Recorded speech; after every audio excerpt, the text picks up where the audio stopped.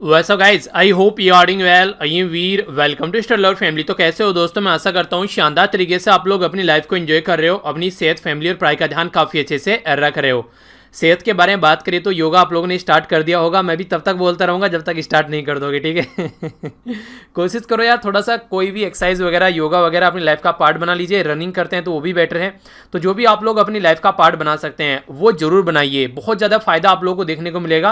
आप लोगों का माइंड जो है वो स्टेबल रहेगा, बॉडी में जो ऑक्सीजन है वो अच्छी खासी आप लोगों के लिए अवेलेबल रहेगी, ताकि अच्छे लंबे समय तक आप लोग बैठकर पढ़ाई कर पाएंगे। तो ये सारी चीज़ें एक पैटर्न में होंगी और आप लोग मोटिवेशन, अंदर से मोटिवेशन भी फील करेंगे, ठीक है। तो कोशिश करो कि एक्सरसाइज को अपनी लाइफ का पार्ट जरूर बनाओ। तो सबसे पहले एक इंपॉर्टेंट डे के बारे में जानेंगे, इसके बाद में आज का क्विज देखेंगे, फिर आगे बढ़ेंगे, आज की न्यूज़ देखेंगे और फिर वीडियो के एंड में क्विज होगा। तो लेक्चर को अच्छे से सुनिएगा टकटकी लगाकर, क्योंकि वीडियो के एंड में जो क्विज होगा उसका आंसर आप लोग तभी दे पाएंगे अगर इस लेक्चर को आप लोग अच्छे से सुनते हैं। तो यहाँ पर जो बात की जा रही है, बात की जा रही है United nation public service day के बारे में, यानी कि जो यूएन है उसका जो पब्लिक सर्विस डे है उसके बारे में बात की जा रही है। 20 दिसंबर 2002 से ये बेसिकली जो डे था उसको बोला गया कि ये डे हम लोग को सेलिब्रेट करना है। और जो डे डिफाइन किया गया, ये किया गया 23 जून, यानी कि 23 जून ये यहाँ पर जनरल असेंबली के द्वारा यूएन पब्लिक सर्विस डे के रूप में यहाँ पर अडोप्ट किया गया। जो रिजोल्यूशन था यहाँ पर उस टाइम पर इसको 57, ये यहाँ पर 57th रिजोल्यूशन था 277 में से। तो यहाँ पर बेसिकली ये नंबर आप लोगों को याद नहीं रखना है, बस हाँ ये रखिएगा कि एक रिजोल्यूशन के थ्रू इसको बेसिकली अडॉप्ट किया गया था। यूएन पब्लिक सर्विस जो डे होता है ये बेसिकली सेलिब्रेट करता है जो पब्लिक की सर्विस के लिए जो भी वैल्यूज प्रोवाइड कराई जाती है कम्युनिटी के लिए, तो उनको बेसिकली हाईलाइट करने की कोशिश करता है। पब्लिक सर्विस के लिए उनका वर्क जो रहता है, जैसे पब्लिक सर्वेंट है उनको एक तरीके से एनकरेज करता है, उनके काम को रिकॉग्नाइज करता है ताकि वो और अच्छे से इस काम को पर्टिकुलर कर सकें। नेक्स्ट अगर बात करें तो यहाँ पर देखिए पब्लिक सर्विस के बारे में अगर बात की जाए तो आप लोग यहाँ पर देखते हैं कि यूएन पब्लिक सर्विस जो प्रोग्राम है ये 2003 से ये स्टेब्लिश किया गया, जिसके चलते इसको सेलिब्रेट करने स्टार्ट किया। और इसी के साथ में 2016 से लेकर 2030 तक का जो एजेंडा है, जिसको आप लोग सस्टेनेबल डेवलपमेंट गोल के नाम से भी जानते हैं, तो उसके ऊपर फोकस देना स्टार्ट कर दिया गया। यानी कि अगर आप लोग कहीं से भुखमरी मिटाते हैं, गरीबी मिटाते हैं, हेल्थ अच्छी करते हैं, एजुकेशन प्रोवाइड कराते हैं, तो ये भी पब्लिक सर्विस की कैटेगरी में आता है। मैं आप लोगों को यहाँ पर पढ़ा रहा हूँ तो एक तरीके से पब्लिक सर्विस आप लोग इसको बोल सकते हैं। तो यहाँ पर बेसिकली आप लोगों को फायदा हो रहा है तो आप लोग भी किसी को पढ़ा सकते हैं, तो आप लोग भी इस तरीके से पब्लिक की हेल्प कर सकते हैं। तो ये एक तरीके की पब्लिक सर्विस आप लोग इसको बोल सकते हैं। तो यूएन जो है वो यहाँ पर इसको रिकॉग्नाइज करता है। और जो यूएन का जो पब्लिक सर्विस जो डे है उसका एम यही है कि किस तरीके से इनोवेटिव तरीके से पब्लिक सर्विस प्रोवाइड कराई जाए जनता तक, और एक तरीके से जो भी कंट्रीब्यूशन है वो कंट्रीब्यूशन जो है वो बेसिकली जो एक तरीके से सिस्टमेटिक वे में जनता तक पहुंच सके, ठीक है। और रेस्पॉन्स जो होना चाहिए एक तरीके से बेसिकली वो है हर एक कंट्री में यहाँ पर सपोर्ट मिलना चाहिए सस्टेनेबल डेवलपमेंट के लिए। तो यही बेसिक इसका पर्पज रहता है कि जो भी सर्विस आप लोग प्रोवाइड कराओ वो जनता तक पहुंचनी चाहिए। तो इसी के चलते यहाँ पर यह डे सेलिब्रेट किया जाता है। आइए आगे बढ़ते हैं, यहाँ पर बात करते हैं जो इंपॉर्टेंट क्विज है आप लोगों के सामने, इसको अटेम्प्ट कीजिए, इसके बाद में मैं आप लोगों को आंसर बताऊंगा। सबसे पहले बात की जा रही है यहाँ पर जो थीम है इंटरनेशनल योगा डे की, इस साल की वो क्या है, 2020 की आप लोगों को बताना है। International yoga day first time कब सेलिब्रेट किया गया था ये आप लोगों को बताना है। इंटरनेशनल योगा डे जो है ये 21 जून को ही क्यों सेलिब्रेट किया जाता है, बोला जा रहा है कि ये लॉन्गेस्ट डे है, तो कहां पर है ये लॉन्गेस्ट डे ये बताना है। लास्ट ईयर जो थीम थी यहाँ पर योगा डे की वो आप लोगों को बतानी है, क्योंकि ये भी काफी इंपॉर्टेंट थी और एक एवरग्रीन टाइप की थीम है यहाँ पर, क्योंकि ये प्रॉब्लम कंटीन्यूअस चलती रहेंगी आगे आने वाले टाइम में भी। नेक्स्ट बात की जा रही है यहाँ पर कोडुमनल, ये विलेज है यहाँ पर इरोडे डिस्ट्रिक्ट, किसके अंदर यहाँ पर ये विलेज है, रिसेंटली अभी न्यूज में था। इसी के साथ में यहाँ पर जो लोकेटेड है किस रिवर की, किस रिवर के ऊपर, किसकी ट्रिब्यूटरी के ऊपर यहाँ पर ये लोकेटेड है, ये भी आप लोगों को बताना है। यहाँ पर जो ब्यूरल प्रैक्टिस है बेसिकली जो दफनाया जाता था लोगों को, उसके बारे में बात की गई थी कि हाँ क्या प्रैक्टिस थी, तो ये भी खुदाई में वहां पर चीजें देखने को मिली। नेशनल रिसर्च डेवलपमेंट कॉर्पोरेशन, जिसको एनआरडीसी आप लोग बोलते हैं, ये department of scientific and industrial जो रिसर्च है मिनिस्ट्री के किसके अंडर में यहाँ पर आता है, जो कि बेसिकली फोकस देता है, जिसके द्वारा फोकस देने की बात की गई है, ये है यहाँ पर पर्सनल प्रोटेक्टिव इक्विपमेंट, ठीक है। इसका नाम क्या दिया गया ये भी आप लोगों को बताना है। कौन सी मिनिस्ट्री के द्वारा यहाँ पर इनोग्रेट किया गया है, ये है यहाँ पर आई लैब, जिसको इन्फेक्शियस डिजीज डायग्नोसिस लैब के नाम से हम लोग जान रहे हैं। तो इसके बारे में आप लोगों को बताना है, खासकर गांव वाले एरिया में और उन एरिया में जहां पर ये सर्विस नहीं पहुंच पाती है, तो वहां पर इस सर्विस को प्रोवाइड कराया जाएगा। इनएक्सेसिबल वाले एरिया में मान लीजिए कोविड-19 का कोई केस आ गया किसी पर्टिकुलर एरिया में, तो वहां पर सर्विस प्रोवाइड कराने की कोशिश की जाएगी। इसी के साथ में बात की जा रही है नॉन परमानेंट मेंबर के बारे में, जिनको इलेक्ट किया जाता है। तो कब उनको इलेक्ट किया जाता है आप लोगों को ये बताना है। ये जनरल असेंबली के बारे में बात की जा रही है। आप लोगों को पता है कि टोटल मिलाकर 15 मेंबर होते हैं, 5 परमानेंट मेंबर होते हैं और 10 नॉन परमानेंट मेंबर होते हैं। ठीक है, तो कितनी टर्म के लिए यहां पर इनको इलेक्ट किया जाता है। खादी एंड विलेज इंडस्ट्री जो कमीशन है, ये एक स्टैट्यूटरी बॉडी है, इनके स्टैट्यूट यानी कि लॉ के द्वारा बनाई गई थी 1957 में। तो जो लॉ पास किया गया था उसका कंप्लीट नाम आप लोगों को बताना है, 1956 का जो लॉ था। ठीक है, तो ये है आप लोगों के सामने क्वेश्चन। अभी आप लोगों को आंसर बताऊंगा, मैच कर इसको लिखना मत भूलिएगा, उससे मुझे भी आइडिया लगता रहता है कि आप लोगों की प्रिपरेशन कैसी चल रही है। तो ये बेसिकली आप लोगों का फीडबैक भी रहेगा, अच्छे से इसको अटेम्प्ट करिए। Yoga at home and yoga with family, क्योंकि कोविड-19 के चलते जो थीम है वो होम पर फोकस दिया जा रहा है। घर से बाहर नहीं निकलना है, घर पर ही रहकर योगा करना है, अपने परिवार के साथ में योगा करना है, तो अपने परिवार को भी हेल्दी रखना है। 2015 में पहली बार ये डे सेलिब्रेट किया गया था, अब की बार 2020 में जो सेलिब्रेट किया गया ये 6ठे नंबर का डे था। तो फर्स्ट योगा डे 2015 में सेलिब्रेट किया गया। 21 जून इसलिए यहां पर इसको लिया गया क्योंकि नॉर्दर्न हेमिस्फीयर में 21 जून जो है वो लॉन्गेस्ट डे आप लोग को देखने को मिलता है, यानी कि सबसे बड़ा दिन जो होता है यहां पर, इसके बारे में बात की जा रही है। नेक्स्ट बात की जा रही है यहां पर एक विलेज के बारे में जिसका नाम है कोडुमनल। ठीक है, तो ये इरोडे डिस्ट्रिक्ट तमिलनाडु के अंदर आप लोगों को देखने को मिलेगा। नेक्स्ट नॉर्दर्न बैंक की बात की जा रही है यहां पर, ये है नोयाल रिवर। ठीक है, तो ट्रिब्यूटरी है कावेरी की, इसके बारे में आप लोग आइडिया रख सकते हैं। नेशनल रिसर्च डेवलपमेंट कॉर्पोरेशन के बारे में बात की जा रही है। नेशनल रिसर्च डेवलपमेंट कॉर्पोरेशन ये department of scientific and industrial training जो मिनिस्ट्री ऑफ साइंस के अंडर में आता है यहां पर, तो इसके द्वारा बात की जा रही है नवरक्षक। तो नवरक्षक यहां पर ये सूट है जिसके बारे में आप लोग आइडिया रख सकते हैं।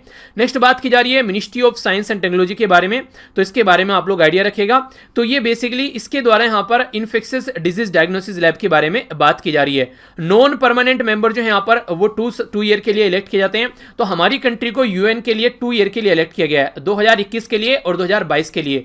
तो ये एक इंपॉर्टेंट फैक्ट है हमारे लिए, क्योंकि हमारी कंट्री की 75वीं सालगिरह जब हम लोग आजादी की सेलिब्रेट कर रहे होंगे, तो उसका बेसिक पर्पज यहां पे इसी से रिलेटेड है। ठीक है, तो इसके बारे में याद रखेगा। Next khadi and village industry commission के बारे में बात की जा रही है।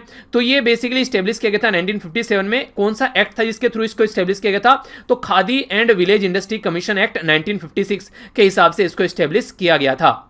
नेक्स्ट यहाँ पर आज के फ्रंट पेज से यहाँ पर ये न्यूज़ थी, हमारी कंट्री की जो आर्म फोर्स है उसको बोला जा रहा है कि फ्री हैंड दे दिया गया है रेस्पॉन्ड करने के लिए सिचुएशन एट एलएसी, यानी कि लाइन ऑफ एक्चुअल कंट्रोल में जो इंडिया और चाइना की जो आर्मीज हैं आमने सामने खड़ी हुई हैं, तो फ्री हैंड उनको दे दिया गया कि जैसी सिचुएशन आप लोगों को दिखे उसी के हिसाब से आप लोग रेस्पॉन्ड करो। ठीक है, तो यानी कि ऐसा नहीं है कि वहाँ पर आप लोग को मरते रहना है और यहाँ पर जो आप लोग एक तरीके से ऑर्डर का वेट करते रहें। अगर लग रहा है वो गोली चला रहे हैं तो आप लोग गोली चलाओ, अगर लग रहा है पत्थर फेंक रहे हैं तो पत्थर फेंको। तो इस तरीके की बातें यहाँ पर बोली गई है। हालांकि हमारी कंट्री के प्राइम मिनिस्टर मोदी जी के द्वारा भी बोला गया था कि कोई भी हमारे एरिया में अभी नहीं घुसा है, जिसको यहाँ पर काफी क्रिटिसाइज किया जा रहा है ऑल ओवर वर्ल्ड। तो इसके बारे में भी आप लोग हल्का सा आइडिया रखिएगा। आइए अब आगे बढ़ते हैं। सबसे पहले यहाँ पर बात की जा रही है कोविड-19 की दवाई के बारे में। अभी यहाँ पर यह बोला जा रहा है कि लगभग अगर आप लोग देखें 1875 जो एज ग्रुप है उसके अंदर जो 80% केस हैं वो ऐसे हैं कंट्री के अंदर जो कि माइल्ड टू मॉडरेट हैं, यानी कि ज्यादा टफ नहीं है, बस ऐसे हैं कि हाँ कोविड-19 के केस देखने को मिल रहे हैं। तो उस तरीके की जो बेसिकली प्रॉब्लम है उसका सॉल्यूशन निकालने के लिए यहां पर अभी एक दवाई बनाई गई है जिसका नाम दिया गया यहां पर फेबीफ्लू। तो फेबीफ्लू यहां पर इस ड्रग का नाम दिया गया है जो कि यहां पर बेसिकली जो बेची जा रही है हमारी कंट्री के अंदर। तो इसमें बोला जा रहा है कि ये जो दवाई है ये यहाँ पर 7 to 8 डेज तक यहाँ पर अवेलेबल बेसिकली रहेगी, जिसमें 34 टैबलेट जो हैं 34 टैबलेट दी जाएंगी 3,500 रुपए की, यानी कि 3,500 रुपए की। फर्स्ट जो डे है उस दिन यहाँ पर 34 में से 18 टैबलेट दी जाएंगी। 18 टैबलेट यानी कि 9 सुबह दी जाएंगी और 9 शाम को दी जाएंगी सिचुएशन को कंट्रोल करने के लिए। जब सेकंड डे रहेगा तो सेकंड डे यहाँ पर 4 टैबलेट दी जाएंगी, यानी कि 2 सुबह दी जाएंगी और 2 शाम को दी जाएंगी, यानी कि 9 में से सीधा 2 पे आ गया। तो इस तरीके से जो ये बेसिकली ट्रीटमेंट चलेगा लगभग 14 डेज तक यहां पर ये ट्रीटमेंट चलने वाला है, जो कि बात की जा रही है कि लगभग यहां पर 18 से 75 साल की एज के जो लोग हैं उनमें ये जो एक्सपेरिमेंट किया गया है, तो 150 से ज्यादा पेशेंट जो हैं अभी एक्सपेरिमेंट किए जा चुके हैं 11 साइट्स के अंदर में, जिसमें बोला जा रहा है कि ये काफी हद तक इंपैक्ट डाल रही है। अभी हालांकि क्लिनिकल ट्रायल पे है, अभी बोल नहीं सकते कि यहां पर ये पर्टिकुलर इंप्लीमेंट करने लायक दवाई बन गई है, पर फिर भी कम से कम डूबते को तिनके का सहारा बहुत है, ऐसा आप लोग बोल सकते हैं। जिस कंपनी के द्वारा ये दवाई बनाई गई है इसका नाम है ग्लेनमार्क। ठीक है, तो ये फार्मास्यूटिकल कंपनी है हमारी कंट्री की। कहां पर ये लोकेटेड है ये आप लोगों को बताना है, इसका हेडक्वार्टर कहां पर है इतना कम से कम आप लोगों को पता होना चाहिए। आगे चलते हैं। ये न्यूज़ है थोड़ा सा हिस्ट्री के साथ में भी आप लोग कनेक्ट करेगी। कई बार ऐसे क्वेश्चन आप लोगों से एग्जाम में बन सकते हैं, और खासकर नॉर्थ ईस्ट वाले रीजन के बारे में बात की जा रही है हमारी कंट्री का, यानी कि हमारी कंट्री का जो नॉर्थ ईस्ट वाला राज्य है, खासकर यहाँ पर आसाम के बारे में बात की जा रही है। आसाम भूटान को टच करता है, इसी के साथ में बांग्लादेश को टच करता है। ठीक है, तो इंटरनेशनल बाउंड्री के बारे में अगर आप लोगों से पूछे तो आसाम को कौन कौन टच करता है? भूटान और बांग्लादेश। बाकी हमारी कंट्री कौन सा राज्य टच करता है? अरुणाचल प्रदेश, नागालैंड, मणिपुर, मिजोरम, त्रिपुरा, मेघालय, और याद रखना वेस्ट बंगाल जो यहां पर भी टच करता है आसाम को। तो ये कंफ्यूजन कई बार आ जाता है। तो आसाम के बारे में न्यूज़ है, अभी जान लेते हैं बेसिकली क्या न्यूज़ है यहां पर।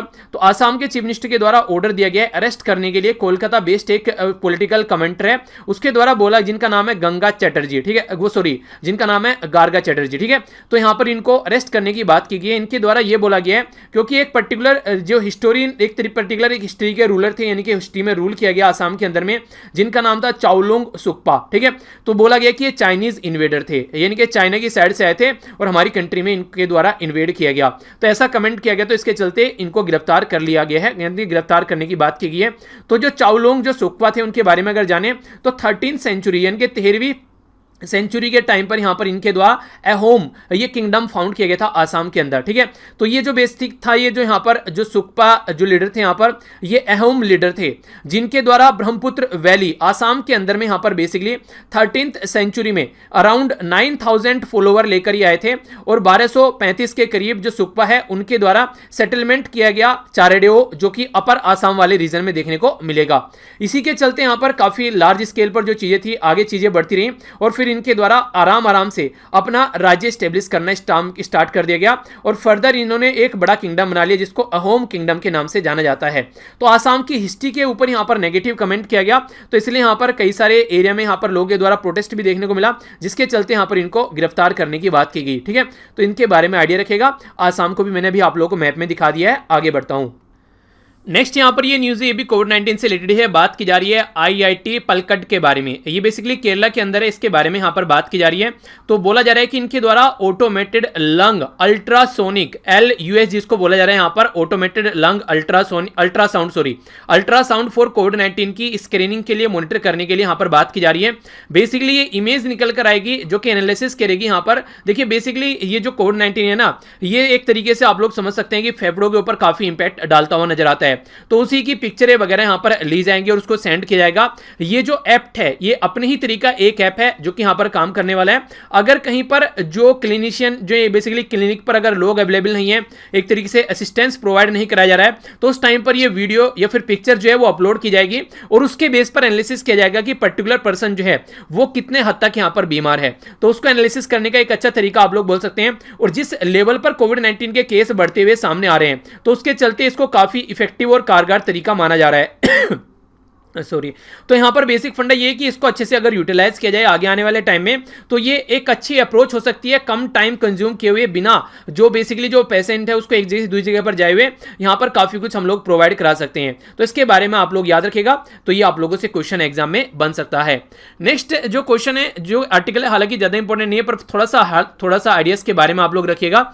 ये बात की जा रही है, अभी रिसेंटली आप लोगों को यहां पर सूर्य ग्रहण देखने को मिला, ठीक है, सोलर एक्लिप्स, तो उसके बारे में बात की जा रही है। सबसे बड़ी बात तो यहां पर 21 जून को देखने को मिला, जिस दिन योगा डे सेलिब्रेट किया जाना था, तो काफी ज्यादा न्यूज में था। और ये जो सोलर एक्लिप्स था यहां पर, इसके द्वारा कंप्लीटली जो सूरज था उसको चांद के द्वारा कंप्लीटली ढक लिया गया था।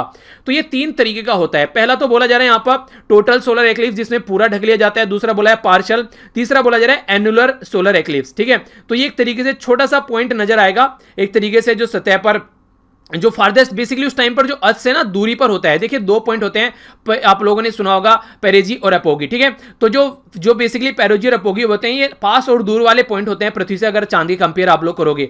तो जब यहां पर ये फारदेस्ट पॉइंट होता है, तो उस टाइम पर यहां पर आप लोगों को ये वाला इक्लिप्स देखने को मिलता है। ठीक है, तो रटना नहीं है ज्यादा, थोड़ा सा इसके बारे में आइडिया रखेगा। 21 जून को रिसेंटली अभी ये देखने को मिला, और बोला जा रहा है कि इस तरह का फिनोमिनन जो है वो यहां पर 14 साल बाद अभी देखने को मिला। आगे देखते हैं फिर कब देखने को मिलता है। ठीक है, तो इसके बारे में आप लोग हल्का आइडिया रख सकते हैं।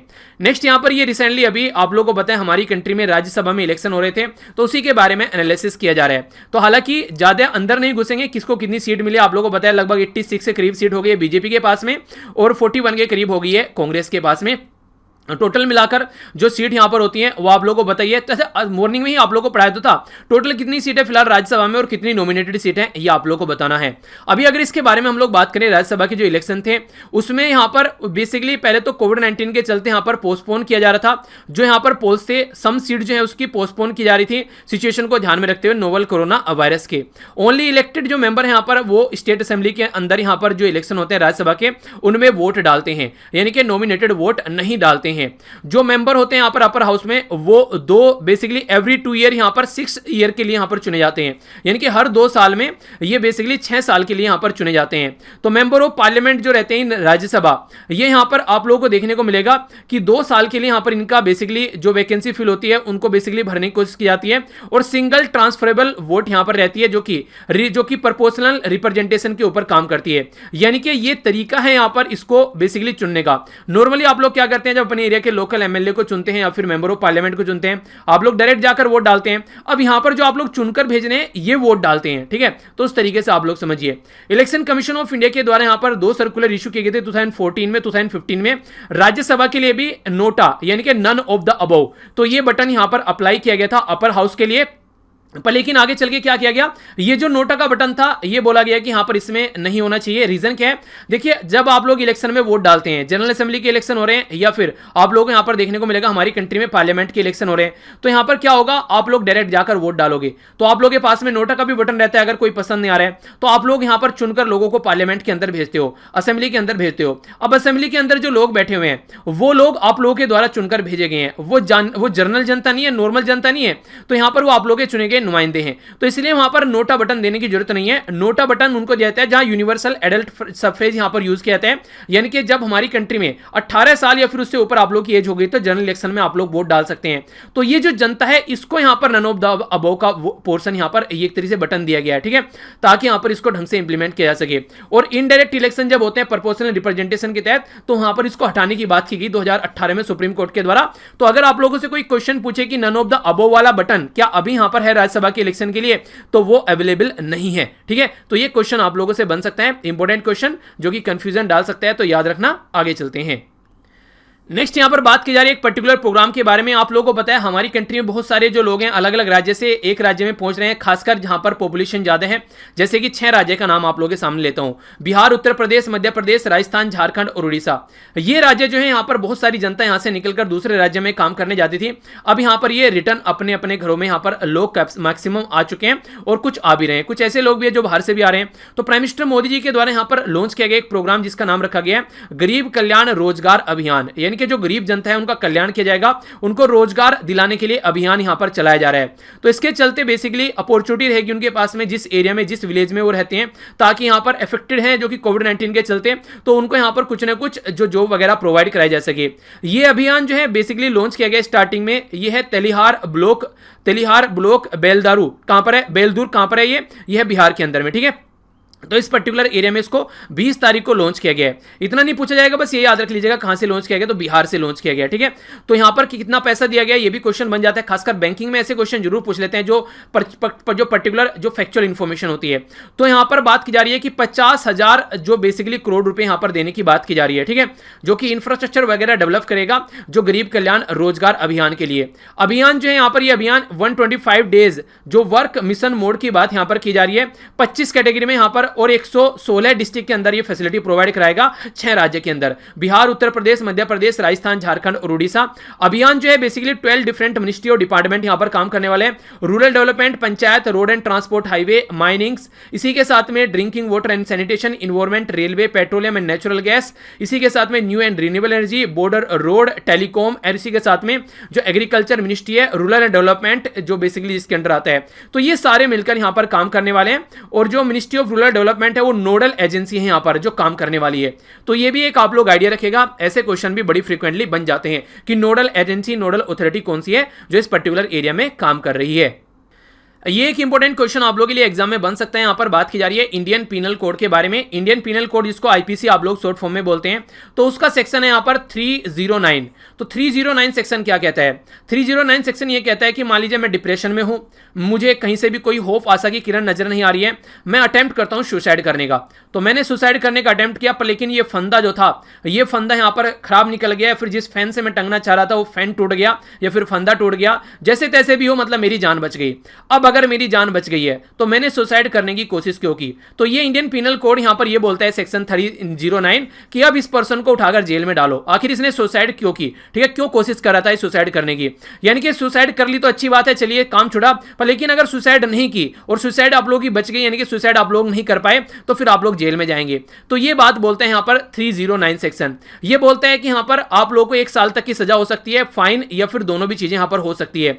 तो यहां पर हमारी कंट्री में जो लॉ कमीशन है 2008 में, उसके द्वारा यह बोला गया था, जब 210 रिपोर्ट यहां पर प्रस्तुत की गई, जो पर्सन सुसाइड करना चाह रहा है वो मेडिकली सिक पर्सन है, आप लोगों को उसको जेल में नहीं डालना चाहिए, उसको पनिश नहीं करना चाहिए, उसको मेडिकल ट्रीटमेंट देना चाहिए, साइकोलॉजिस्ट के पास में उसको लेकर जाओ। तो ये चीजें आप लोग यहां पर करनी है, तो तब जाकर सिचुएशन थोड़ी संभलेगी। जो काम आप लोग कर रहे हो ये बिल्कुल गलत तरीका है, ऐसे आप लोगों को नहीं करने हैं। तो इसी के चलते यहां पर बेसिकली हमारी कंट्री में जो लाया गया था इसको बोलते हैं मेंटल हेल्थ केयर एक्ट। तो 2017 का यहां पर ये एक्ट लाया गया था। तो इसके चलते यहां पर जो सेक्शन 309 है उसको बोला गया इसको यूज मत करो, क्योंकि सुसाइड कमिट करना यहां पर एक तरीके से कोई बीमार पर्सन ये काम कर रहा है और आप लोग उसको जेल में डाल रहे हैं उठाकर। तो इसके बारे में बार बार बात की जाती है। तो ये जो सेक्शन है इसके अराउंड कई बार यहां पर इशू निकलते हुए आते हैं। ठीक है, तो इसके बारे में यहां पर हल्का सा आइडिया आप लोग रखते हैं, कई बार क्वेश्चन एग्जाम में बन जाते हैं। तो ये था टोटल आज का डिस्कशन। आई होप कि आप लोगों ने अच्छे से एंजॉय किया। देख लेते हैं क्या क्या डिस्कस किया। यूएन पब्लिक सर्विस डे के बारे में जाना। नेक्स्ट आप लोगों के सामने यहाँ पर क्विज था, उसका आंसर देखा। इसी के साथ में हम लोगों ने समझा कि हमारी कंट्री के जो जवान है वो किस तरीके से कैसे सिचुएशन में यहाँ पर हमारे देश की रक्षा कर रहे हैं। तो सैल्यूट जवानों को। एक बीमारी और उसकी दवाई के बारे में जाना। नेक्स्ट हम लोगों ने यहाँ पर आसाम की थोड़ी हिस्ट्री के बारे में समझने की कोशिश की। नेक्स्ट यहाँ पर कोविड-19 से रिलेटेड जो सिचुएशन है उसको जानने की कोशिश की, कैसे उसके बारे में पता लगाया जा सकता है। अलग अलग एक्सपेरिमेंट किए जा रहे हैं।